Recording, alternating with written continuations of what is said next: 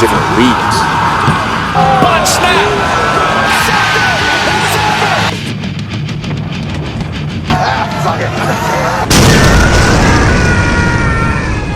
Week 10, the week where the separation between the pretenders and the contenders becomes much more clear. Many came into this week with eyes on the playoffs, but only a few remain with those hopes fully intact. It was a fun week, if you were able to watch it on the 7 Seas, that is. The rock fight between ESPN and YouTube TV fucked over yours truly as well, making my Saturday a bit harder to enjoy. So why not join me and subscribe to the channel as we continue the final push of the regular season. Hopefully we can hit 10,000 subs by the national title in January. Now on with the show. If it was 2 to 3 years ago when the Roadrunners were running roughshod, I would call this somewhat expected. However, the Roadrunners this year fucking suck, and Tulane was still at least somewhat in contention for a playoff spot coming into the game. So what happened? Tulane crashed and burned. Retzlaff couldn't get going, and the defense got decimated by UTSA quarterback Owen McCown for 4 touchdowns. I don't need to see anything else. The Retzlaff experiment has proven to be less than what they hoped for, and the blowout became so bad, he was benched in the third quarter. You know what UTSA says about your playoff chances, Tulane? Meep fucking meep. Hey pal, you just blowing from Stupid Town?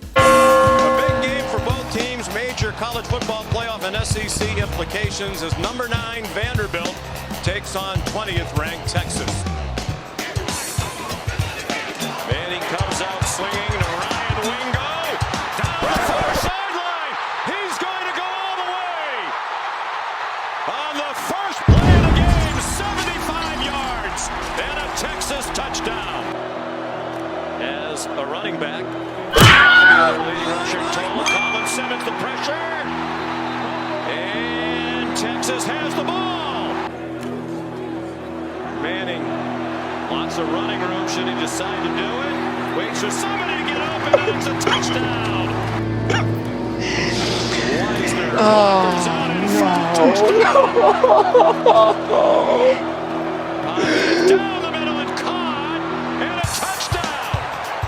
Eli Stowers. Newberry, the running back. Pavia takes off running. Pavia is going all the way to the end zone for a touchdown. Alishabov walked on at Oklahoma State and Texas State. Back then, beautiful. Little cloudy down. Diego Pavia letting one fly. Busted coverage. This is going to be a touchdown for Eli Stowers. 40 seconds to go. Pavia needs to get rid of it. Does. Back in the end zone. Touchdown. My goodness. Richie Hoskins. 2. They get it right to Livingston. He missed the ball.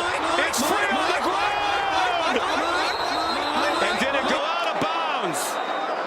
Oh, Vanderbilt had all kinds of chances at it. Did they corral it in bounds?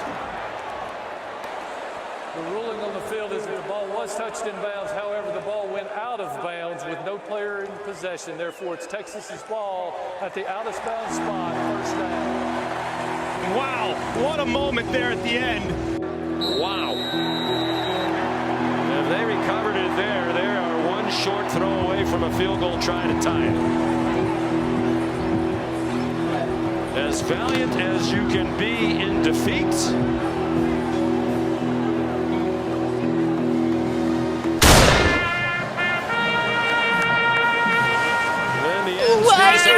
Why do the good guys go? It's Game 2 of the Commander-in-Chief's Trophy rivalry. Navy shot Air Force out of the sky a few weeks back in Game 1. Now it's Army's turn to go bird hunting. Already, the ground forces are off to a good start with a touchdown pass late in the first quarter. But it's a slow, defensive game featuring a lot of punting. Air Force really can't seem to get it going as they throw an interception and miss a field goal in the second quarter. They try to take off in the third quarter, but someone pissed in their F-16's gas tank and it blew up on the runway. Army, however, is stuck in the mud and can't move forward, allowing Air Force to finally get into the end zone for the touchdown. By the way, this was the Falcons' first touchdown against Army in 3 years. Yeah, it's been that bad for the desk pilots. Realizing Air Force has birds in the air now, Army fires a few javelins and knocks them out of the sky again with a touchdown. Air Force then tries to send another F-16 out, but it too exploded on the runway after someone pissed in its gas tank again. Army had a chance to end this, but they dropped the grenade and got their legs blown off. Air Force suddenly appears with an AC-130 above and ties the game at 17. This war might have gone into extras, but instead, Army fixed bayonets and charged downfield. With only seconds to go, the Black Knights have their chance to win. Snap's good. Kick. Up. Good. Army wins it. Army wins and moves to 4-4, but more importantly, they forced the Army-Navy game in December to be winner-take-all for the Commander-in-Chief's trophy. On the other side, Air Force falls to 2-6, and their chances of going bowling are all but grounded. Speaking of Navy, they have the chance to do something once thought unthinkable for them: make the playoffs. As the last unbeaten team in the American, they now have a chance to prove it was a mistake to leave them unranked coming into this week. Let's see what oh my lord, what in the hell is going on here? North Texas opened up a can of whoop-ass so large the midshipmen were having flashbacks to Pearl Harbor. It wasn't even fucking close. The Mean Green ripped holes in the Navy Academy faster than they could smash green wisers. While I am sure Army laughed their asses off at little brother getting sunk, this has dire consequences for the playoff picture. The group of 5 was seemingly going to be whoever the hell wins the American, but with only 3 teams left, with just 1 loss overall in the conference, I don't want you to forget that James Madison from the Sun Belt and San Diego State from the Mountain West have also 1 loss overall. The group of 5 playoff spot cannot be any more fucked up than it already is, and genuinely, nobody has a clue who's going to take it at this point. They fumble it, put it on the ground, and the Hurricanes able to recover. Well, that's not how you want to start the most important game in Gerald Ford Stadium since the fucking 80s. Number 10 Miami is playing a football game outside the state of Florida for the first time all season and immediately try to flex on SMU with a touchdown following the fumble recovery. At any other time in college football history since 1988, you would think that this would be the start of a blowout, especially since Miami is trying to shake off a brutal loss to Louisville a couple weeks ago. Then again, this is the new SMU, the kick ass, take no prisoners, smack you in the mouth SMU. And they respond to the Hurricanes with an interception in the second quarter and a touchdown of their own to tie it at 7. It's a stalemate, with both teams not giving up much against each other.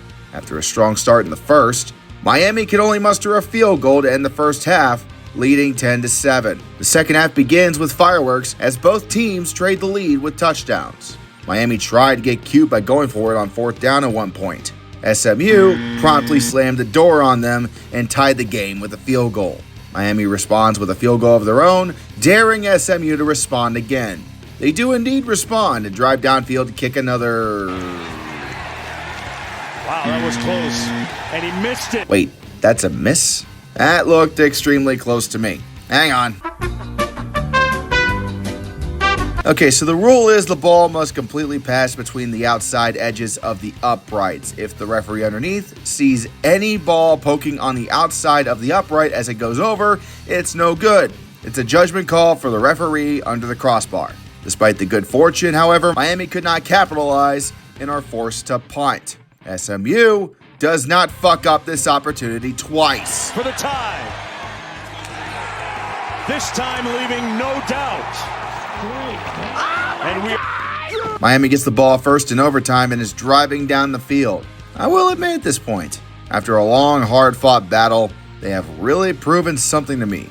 They played hard, and I just want to say that... picked off at the 2 by Moses. They are fucking pathetic. How in the name of Thor did you fuck this up, Beck? Inside the 10-yard line, knowing that a field goal would be easy as pie from here, and you couldn't see the one fucking blue jersey in the middle of the field? Do you need LASIK or some shit? SMU could have just kicked the field goal at this point, but that wasn't good enough for them. they wanted to give Miami a loss they won't forget. Not with a kicker, but by running the Pony Express right up their candy asses. Of history. Harden.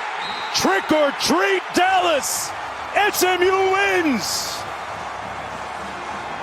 The humiliation is complete. Miami has lost. Again. Just like we all predicted. I know it's 2 losses, but in the ACC, the margin of error for missing the playoffs is so thin that this loss completely cripples them. From an 84% chance down to 15% in the blink of an eye. I've seen enough. I'm calling it now. Miami, congratulations on not only missing the playoffs yet again, but also on winning your second Dumbass of the Week this season. It's been over 20 years since your last national title, Miami. I was a boy in the 2nd grade when you bastards were contenders. Now, I'm 30 with 2 kids of my own, and all 3 of us are laughing at your dumbasses. Enjoy the generational mockery, bitch. Is this the ACC or 2010's Big 12? I genuinely don't know the difference here. We had ourselves a good old-fashioned track meet in Memorial Stadium as Duke tries to put a potentially fatal blow on Clemson's season. And this is where I'm going to remind you that, yes, this is what Clemson football has been reduced to. Trying to keep up with Duke, who was once the doormat of the ACC. Duke scored 21 in the first quarter. Clemson scored 21 in the second quarter. We are tied up at 28 going into halftime, and everyone is checking their phones asking what the actual fuck is going on in Death Valley. Clemson does jump out to a lead with a touchdown to open up the second half, but then... I did ask him, I said, well, what else do you have to do? He goes, I think I have to throw a touchdown. Wow. Okay. Hagans will play this from 2 yards deep. So Samir Hagans fires off the right side, and Hagans is gone. 102 yards and a Duke touchdown for Samir Hagans. We're tied again as if nothing happened. With all the goddamn scoring, the offenses for both sides begin to run out of gas, exchanging field goals as we enter the fourth quarter. Clemson, however, lands a massive right hook with a 75-yard touchdown pass from Klubnik to TJ Moore, taking the lead yet again. Duke has one last chance to tie the game and potentially send it to overtime, and they don't waste it. Hazley wide open, first down and more. Jeremiah Hazley to the Clemson 35. Mensah to his right, slips it to Hazley. First down and more inside the 20. They got no safety on. There you go. Safety's coming back on top of him right now. Mensah backing up, gonna throw it off his back foot. That's incomplete. That's a flag on the offense. That's gonna be offensive pass interference, I believe. Tim Hedgepeth. Pass interference. Defense number 8. 15-yard penalty. Automatic first down. They go for 2. I think they tie it if they can score. Mensah, Shepard, touchdown Duke. With 40 seconds left, game hopes alive. Snap to Mensah. He'll push the pocket right. This is For the first time in 45 years, Duke has won a game in Death Valley. Last time this happened, Disco had just fucking died, and Scarface wasn't even a movie yet. You want to know what else might be dead? Dabo's career at Clemson. You want to know the last time Clemson was 3-5 at any point in the regular season? 1953. The Korean War had just ended the last time we saw Clemson being this bad. Dabo is cooked. The world of college football continues to evolve, and it's well known just how stubborn Dabo has been to adapt to the changes. I'm not saying they should fire him now. I think that would do more harm than good, not to mention he's won multiple national titles there. Let him finish, then let him walk. Buy him out if you need to. He's a great coach, but the modern game has passed him by. What a shame. Houston, we have a big-ass problem. You know why I've been shitting on you guys the last couple of weeks? Your schedule is about as weak as my ability to speak French. It's merde. Hence why I was looking down on you fuckers. Yet I still caved in. Just like everybody else last week, I gave you an ounce, one fucking ounce of respect after beating Arizona State. And then you proceeded to take a massive shit in your hands and clapped. Look at these fucking stats, man. Connor Wegman threw for over 300 yards and 4 touchdowns, but it was all for naught because you turned over the ball 4 goddamn times. In a turn of events that's stunning to everyone except those that have been paying attention, you were upset by West Virginia, this YouTube channel's mortal enemy for some fucking reason, and an actual dumpster fire of a program with no fire department coming to put it out. I really wish you guys were actually as good of a team as some thought you were. I have friends that go to Houston, and they deserve a team worthy of being on the national stage. But sadly, you guys just ain't it. Congrats to the Mountaineers for getting one over on Houston. The Cougars are the worst goddamn 7-2 team I've ever heard of. But you have heard of me. I tried to warn you, Georgia. Florida has a really bad habit of keeping it close with teams that might be fraudulent. 2 weeks ago, Florida left Sunbelt Billy for the Gators in the swamp, and they suddenly look like a whole new football team. Let me explain in simple terms what the fuck actually happened here. Georgia got out to a 7-0 lead early, but then... Has to do with his footwork. That was only a 25-yard punt by Thorson. Lagway. Downfield throw is caught and a score! Trey Wilson! 36. Stockton. It is intercepted! The Gators come up with the pickoff, and it's Devin Moore! To the end of the first quarter. Talented Trey Smack. On to give the Gators the lead with the short field goal attempt from 22 yards out. Trey Wilson. Yeah, it gets worse. The entire second quarter is a goddamn punt bowl before Georgia finally squeezes out a field goal to end the half. They come out of the second half finally playing some offense, but hey, Georgia, I don't know if you can tell still, but not only has Florida not gone the fuck away yet, they are in the lead 20-17 to start the fourth. I swear to God, if you blow this shit, I will never let you bastards live it down for the rest of my life. 4th and 1. Ball straight ahead. It doesn't look like he got it at all. Tripped up at the line of scrimmage. Owens. And look at Chauncey Bowens. Here he goes. Georgia retakes the lead. Lagway to stay alive. Incomplete. That's not what he wanted to cook. In the route by Trey Wilson. Congrats, you survived. Now wipe that shit out of your pants and try not to blow it to Mississippi State next week, will ya? It's basically do or die for the Volunteers and Sooners here. Both teams are sitting at 2 losses and are on the verge of playoff elimination. Frankly, both teams don't really deserve to be in the playoffs at this point, but fuck it, let's pretend they're actually contenders for a couple of minutes, shall we?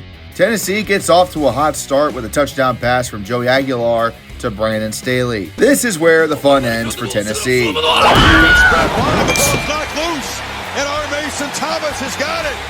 Stiff arm moving his way, and still going. A scoop, and if he stays in bounds, score for Oklahoma. Oh shit, not good. Tennessee would rectify this mistake with 2 field goals in a row. 1 field goal. Oklahoma begins to come alive and kicks a field goal themselves to tie it up at 10. The Vols try to get their asses moving again, but just throw a goddamn pick for their troubles. Be glad Oklahoma only got 3 points off of this. Now please get it together. Down clock stops. They're going to go fast. Downfield launch, and it's an easy interception. All right, that's it. Dishonor on your whole family. Make a note of it. Dishonor on you. Dishonor on your cow. You threw another goddamn interception. As Aguilar's potential as a top-tier quarterback fades into darkness, Oklahoma kicks another field goal to lead 16-10. Right on cue, the talent fee arrives to try and salvage this sorry excuse of an offense with a 54-yard bomb to Brandon Staley.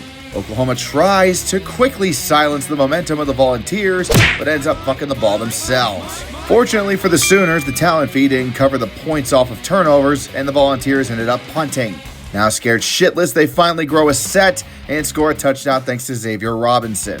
From here, the hopes and dreams of Volunteer Nation are slowly ended via death of 1,000 cuts. Oklahoma kicks a field goal to extend the lead, but gives Tennessee life once more with an interception. Volunteers finally take advantage of the turnover and score a touchdown. Money Mateo, however, is over this whole charade and responds in kind to extend the lead again. How does Tennessee respond? Kick a field goal with under a minute left and fuck up the onside. Game over.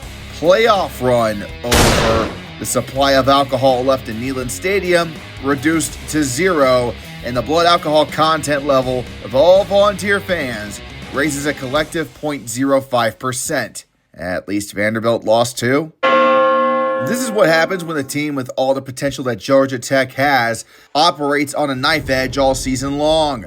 You're going to fuck up at the worst possible times. Yeah, Haynes King once again was the star of the show, throwing for over 400 yards and scoring twice, not to mention the 100 yards gained on the ground. In total, the offense gained 559 yards in this game, but they couldn't score in the red zone. They kept settling for field goals and couldn't catch up to NC State, which, by the way, are so injured to hell, it looks like a World War II medical bay.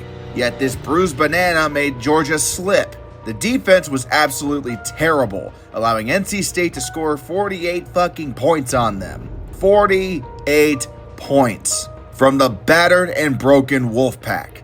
I can't even give Tech the excuse that they turned the ball over. The only time a turnover happened was the final play of the game when King threw a pick on a Hail Mary, and that was after the game was effectively over.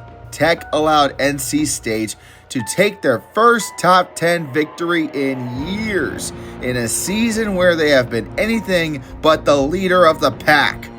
The defense has to get it together for Georgia Tech if you still want a shot at the ACC title, let alone the goddamn playoffs. The rest of this schedule for Tech isn't too bad, but the Bulldogs await you at the end of November. Get it together now.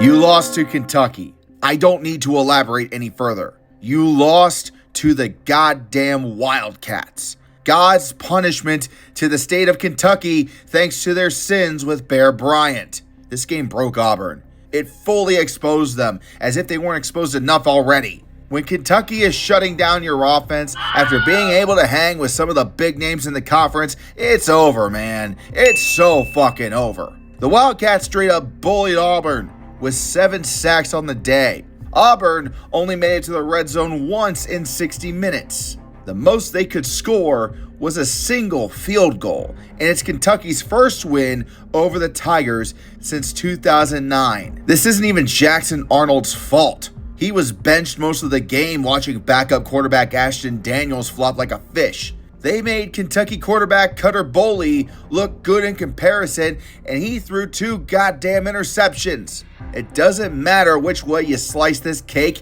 it's all bad. I have more to say on this, but I'm going to save that towards the end of the video. You'll see why here in a bit. And now, the fastest 3 minutes in college football. Y'all know what this is by now. It's rapid fire. Congrats to the Owls for being bowl eligible for the first time in school history. No jokes for once, actually. Well done. James Madison is now 7-1. Yeah, a Sun Belt team is now in the running for a playoff spot. What fucking world are we living in? Congratulations! You didn't choke on your damn food. Of course you were gonna win this game. All you did was bomb a fucking hospital for 60 minutes. The beatings will continue until morale improves. Maybe the offense should be a little better than that though, huh? Okay, we get it. You're a great team, Hoosiers. Now please put the fucking knife down. Hey, Shane Beamer, I will once again remind you, Virginia Tech isn't that far of a drive for you from South Carolina. You let one win Boston College hang around way too damn long in this one. Get it together on your offense, will ya? Underwood. sneaks out. Underwood slips left. Underwood throws. And You mean to tell me Purdue actually has a chance? Don't worry, Cincy. I hear Bearcat pelts are quite valuable, considering the Utes skinned your asses alive. The Cyclones are so beaten to hell that you're getting beaten up by Jeff Sims? Desert Rat Dan Mullen is eaten alive by Wild Lobos. Replace the Lobos with Bulldogs and it's basically Florida all over again. God damn it, Sparty. Please be useful for once. just come back in at defensive end. A handoff to Tolliver, and he breaks into space. Elijah Tolliver racing down to the 20, and he finally gets caught after a humongous run. He turns and gives to Tullis, and he's in.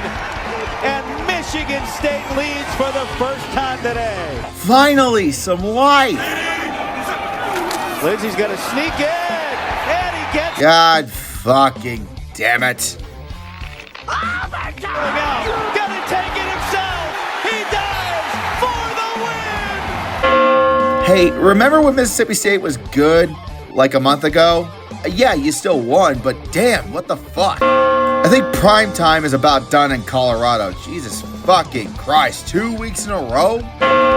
Little Sparty beats a damn good Hawaii team, and I finally have an excuse to use the 300 sound effects. Fuck you, Michigan State. San Jose is home of the real Spartans. And now, the final game.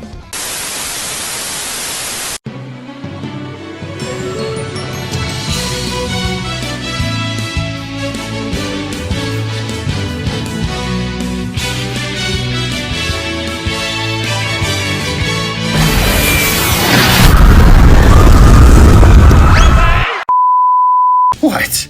Y'all thought I overlooked this beautiful disaster? Ladies and gentlemen, children of all ages, may I present to you the fourth Sickos Bowl of the season.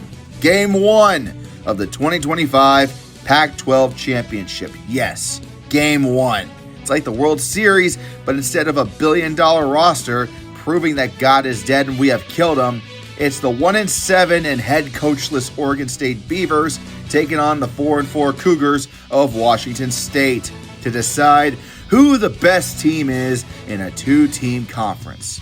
Enjoy it now, you crazy fuckers, because you're never going to see this again. Ever. At least I hope, because this game was a train wreck for both offenses. Let's start with Old Crimson. First drive. Looks promising? How about an interception from Zevi Eckhouse? There, that's more like it. Now Oregon State. What are you going to do with this opportunity? Nothing? Fantastic! Gabari Johnson is determined to single-handedly reverse quarterback play back to the 90s. The 1890s. This guy fucking sucks. Wait a minute, Washington State is driving downfield and are just outside the Oregon State red zone? This won't do. Eckhouse over the middle and intercepted. Boy, that went right to the defensive back. This is Jaheim Patterson. The timeline has been restored to normal. Did I mention earlier how Oregon State is only 1-7 and already fired their head coach? Look at that. They have the lead 3-0. Aren't you enjoying this yet? Quick, make this more confusing for fans. Finally, some actual scoring. Maybe this means the teams will make the needed adjustments and come out to play offense in the second half. I'm just kidding, of course. Enjoy more punting. Oregon State enjoys the longest drive of the third quarter with a 4-play, 2-minute long, 19-yard drive that results in, guess what? A punt. As for Wazoo, they went 3 and out the whole fucking time. Who knew we would be wondering how good the stamina of the punters would be at this point in the game? Despite Wazoo's offensive coordinator having a stroke in the press box, the Beavs are still down 7-3. Suddenly, out of nowhere, midway through the fourth quarter though, a miracle happened. Oregon State finally played decent offense. Not great, but decent. They had a 64-yard drive that resulted in a touchdown to take the lead 10-7. Wazoo now has the chance to break out and score themselves. So they turn it over on downs? Oregon State gets the ball back, but they clearly burned all their energy on offense with their last drive. It's now or never for the Cougars. From 33 to tie it. That was no good! Never it is then, okay. The best part about this loss for Wazoo, despite the fact that Oregon State only has 2 wins on the season, the Beavers are now in first place in the Pac-12 Conference. If Oregon State somehow wins Game 2 in Pullman, Washington at the end of the season, a potentially 3-win Oregon State will be Pac-12 champions. The embarrassment from this would be so bad, they would be forced to rename the conference next year when they expanded 8 teams because Jesus fucking Christ, what a mess. And now, a moment of silence for those teams who unfortunately will not be going bowling this December.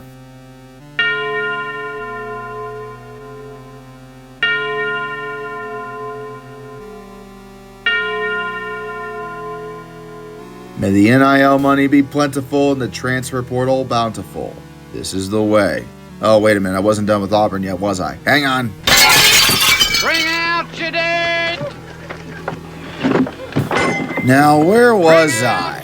Of all the SEC coaches on the short list to get fired this season, Hugh Freeze was always at the top. There was a reason for this, and it showed itself on Saturday. He might not be a bad coach, but he couldn't get Rule 1 figured out. He never had a damn quarterback. Jackson Arnold looked promising to start the season, but he completely cratered once SEC play started. It's been a revolving door of who's since he got there. Names like Peyton Thorne, Robbie Ashford, TJ Finley come to mind. I mean, he did have Bo Nix for a cup of coffee before he got hurt and fucked off. If the Tigers would have figured that part out, Freeze might still have a job. Instead, Auburn faces oblivion at 4-5. Some might argue that the referees screwed over Auburn in 2 games this season. But what about the other 3 losses? You can only cry wolf so many times before the town quits giving a shit. And the town of Auburn quit giving a shit about Hugh Freeze a long time ago. On the bright side, at least he didn't stir up any controversy from his own actions. He just sucked. One more thing, honorable dumbass of the week to myself. I was writing the script for this week when a notification flashed across my phone from X that Phil Longo had been fired from Sam Houston. Considering it's Sam fucking Houston, and it wouldn't surprise me at all that they would fire him, I posted the notification to the YouTube community page on my channel and got back to work. Within 15 minutes, I had received multiple notifications that people were calling me out for bullshit. Upon further review, I am sad to say that I had been sentelled. Conference USA Centel is apparently a troll account on X, and for some fucking reason, that notification was shared with me on my phone, despite not having notifications turned on for that account. I will now wear the dreaded cone of shame and proclaim myself as dumbass of the week for this slight. It wouldn't really be my channel if I didn't fuck something up, right?